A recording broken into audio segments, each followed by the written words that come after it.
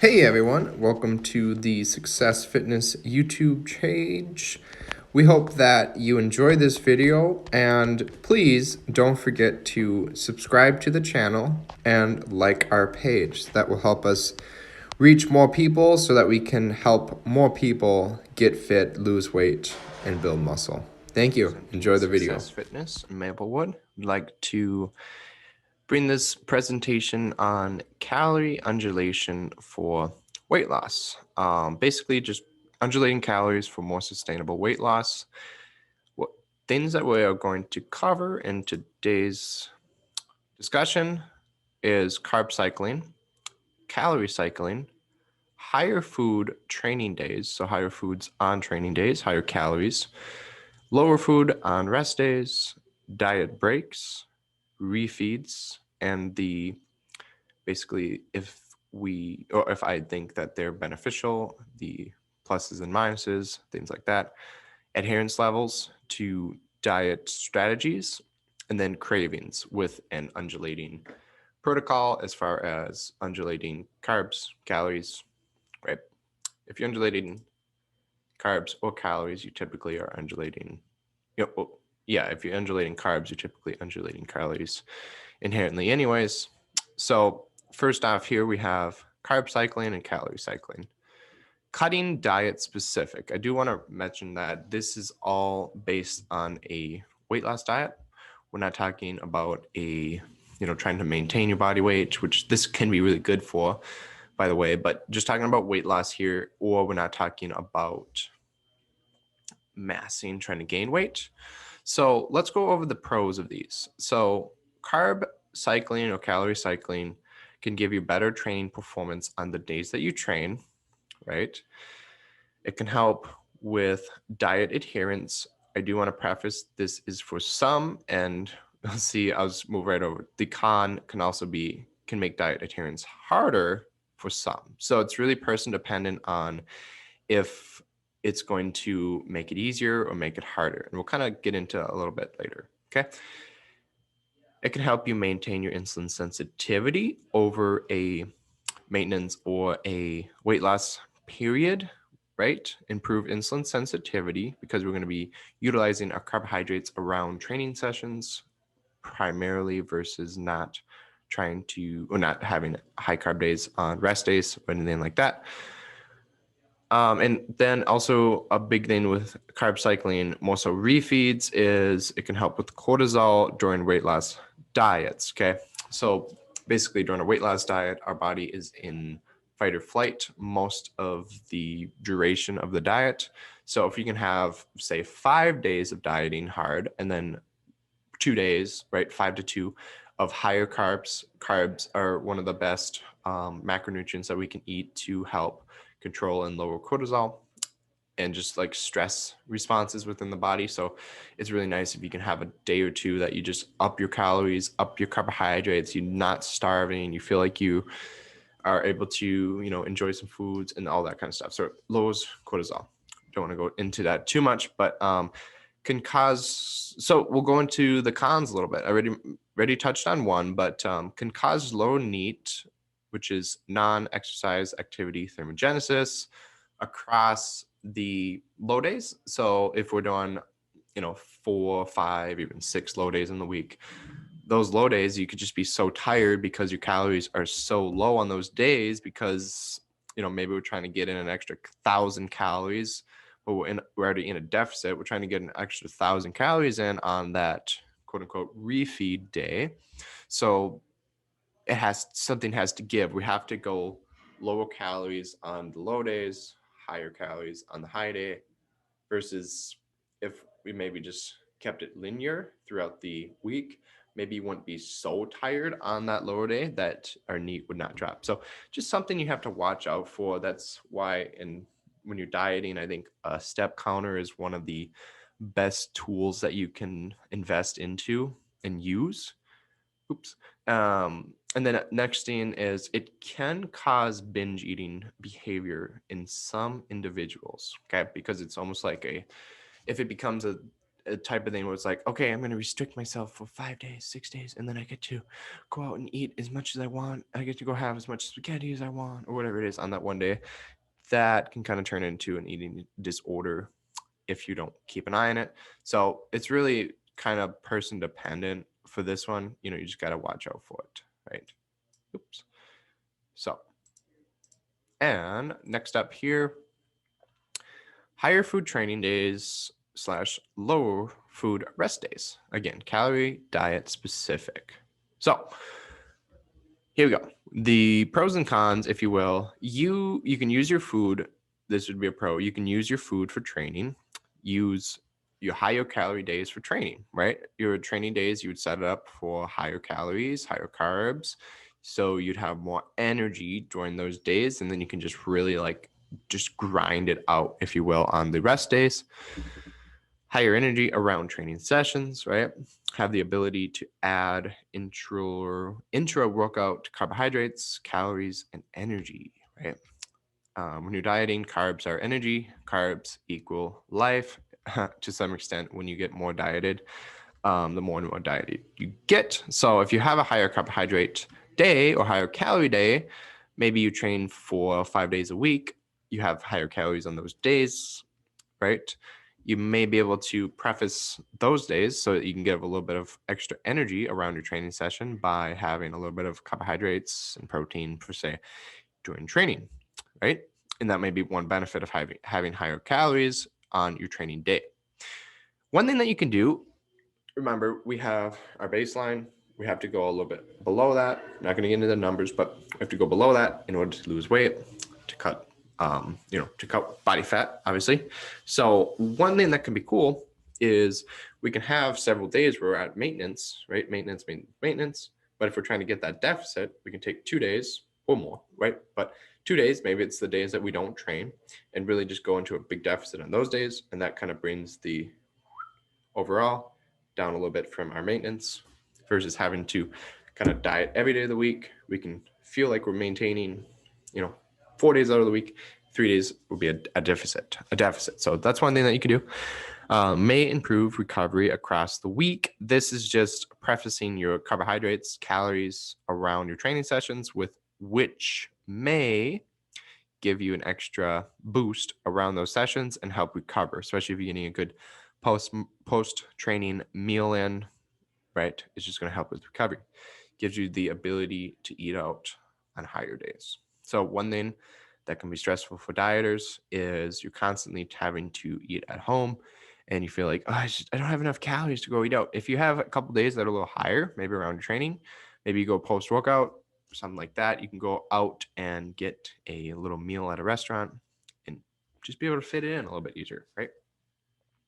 So a couple of examples here in this next slide. A couple of my clients here. So this one, let me go here. So yeah, diet breaks. I wanted to mention on the client on the right here, we used a diet break protocol. So for the next slide, and also we did implement, but when we go into the adherence levels, undulating calories just did not work for this client. And you can see, she lost a ton of body fat, right? We didn't have to do undulating calories because it didn't work for her. And we'll talk about that in a second. She just was in a deficit. Yes, calories are undulated over the months, but not like weekly because it's just set off too many cravings for her. Okay. And then another example is right here. On the left side, we have another client, and she did, use different calories on different days. She liked eating more on the days that she worked out versus not. So it's just wanted to put these in here to show you that there's different ways to diet. And I'm not saying that there's only one way, like the hunter diet, whatever it may be, but there's different ways to achieve the goals, right? And diet breaks here. Yeah, so diet breaks, refeeds, right? Diet breaks. Let's talk about that. Diet breaks are a tool to help give you a break from the deficit of dieting, okay? So basically, basically, it's just a constant battle. Like you're constantly in fight or flight, like I said, when you're in dieting phase. So if you can take a diet break 4, 6, 8 weeks, whatever it may be, if you're taking a long contest prep diet or even just like a giant diet, right? Say you were trying to lose 100 pounds. You do not want to try to do that linearly. You don't want to try to do it quickly. You want to try to take periods where you're pushing, right? It's easier to say, I'm going to diet for 12 weeks. I'm going to take 4 weeks off, right? When you come off, the diet break is kind of tricky because you don't really want to come off, but you are just bringing yourself up to maintenance and trying to just come back to homeostasis and recover the body systems. Okay. So kind of reset the body's metabolism, right? You can raise up metabolism a little bit over that time. I feel like if you have let's say contest prep here, if you're dieting to extremely lean levels, and you're dieting for 30, 40 weeks potentially, you could continue to linearly diet through that. But I see that you would have much better, a much better metabolism. So you'd be able to eat more food if you took 2 to 3 diet breaks in there. And maybe you extended that diet period a little bit, right? It can give you a mental break from the diet and lets you enjoy, say, a vacation or holidays if you try to structure it, versus saying, okay, I'm going to do really good around the holidays. And then the holidays come and you're like, YOLO. So, you know what I mean? It's better to be like, okay, what are you doing over the holidays? Do you feel like you want to stop dieting around those days? And we can actually use it to be productive, right? So let's talk about refeeds a little bit. Refeeds are my favorite way to diet, especially, I put this, a great way for peaking, to practice peaking for bodybuilding. But for bodybuilding competition competitors, physique athletes, and anybody that's trying to get, well, even photo shoots, I believe that a refeed approach is the best way to go for most people. Not everyone, right? So, as I've kind of mentioned, cortisol reduction, because usually when you talk about refeeds, we're talking about higher carb days, right? Low carb, high carb. The refeeds, high days would always be prefaced around carbohydrates for 99% of people, in my opinion. So this helps lower diet stress over the cutting period, right? So lowers cortisol, as I mentioned in the earlier slide, gives better energy for training days, and is a great way to practice peaking for bodybuilding competitors, right? Okay, that is good for that one. Wanted to mention here, calorie undulation, right? Again, linear calories on the right, undulating on the left. So just showing that there's many ways to achieve the results. It's all what works best for the person. So on the left, this client works 12-hour days at work, and he kind of does like 1 week is like 3 on, 4 off. The next week is 4 on, 3 off type of thing for work. So what we did, he found that he, was not really as hungry at work, and he liked to eat more on his off days. So we just, have kind of a baseline for his work days and then a baseline for his training days, or not training days, off days from work. And then 1 week he'll do 4 work days, the next he'll do 3, and it just kind of balances out over the 2-week period. So yeah, just kind of prefaces there. Client on the right just likes to kind of keep it more linear, but we did use diet breaks within this period, right? Within this weight loss period. So yeah, and it's just really just dependent on the client, what works best for you. Okay. Now, no. Let's talk about adherence, cravings after high days. Okay. So as I had mentioned in the earlier slide right here, client to the right is, I hope this shows up on my right and yours guys' screen too, by the way. But if not, it'll be on my left. But the client in the pink, I should say, pink tank top, she did not have good adherence with refeeds or higher calorie days, right? So kind of what I see is for 50% of my general population clients, the cycling of calories just doesn't work. It just doesn't work for them.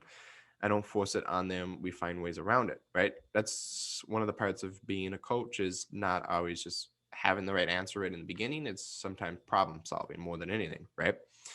Some love having higher days on the weekend, right? Another, yeah, I didn't have her in here, but I was going to say, I had another client loves having higher calorie days on the weekend. She works a lot during the week. It's like, I'm not even hungry during the week. So like, well, yeah, let's preface more calories on the weekends. And then some can't, like the slide and right here. So client here, right? Lost a ton of weight, but did not use, we didn't use refeeds or higher calorie days. We used diet breaks. Diet breaks within her protocol to lose that weight, and was just continuing to, linear diet and diet break because obviously we're still going. So next step, she just got cravings. She felt like on higher days she was just craving food for too long. It would be 1 to 2 days high, and then 3 days of craving, and the diet adherence was not there, right? I almost always see competitors being able to do refeeds, but for general weight loss, it's not always the easiest way to diet and is not needed. It's not needed for either, right? Diet breaks are great for long contest preps and super needed, in my opinion, for big weight loss goals, 50 to 100 pounds plus, right? And I would say they are 100% needed for long-term weight loss and for sustainability. In this case, you can't do it. Like, I just believe you cannot do it.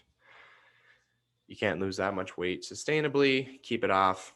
If you're just trying to, like, okay, I'm going to lose 100 pounds, boom, 2 pounds a week, whatever it may be, you need to take little periods just to give yourself a little rest. Okay, cool. Hunter Kowalski here. Please like this video, comment, subscribe to our channel. It helps us out a lot so we can continue to put out amazing, good, free information. And if there is anything that you'd like to see from us, anyone at Success, please feel free to reach out to anyone on the website. Reach out to my email, which will be in the description. Comment down below, right? And I hope you all have a great rest of your day. There you go. Let's finish off right there. So little bit of client success. Thank you so much for watching. Over and out.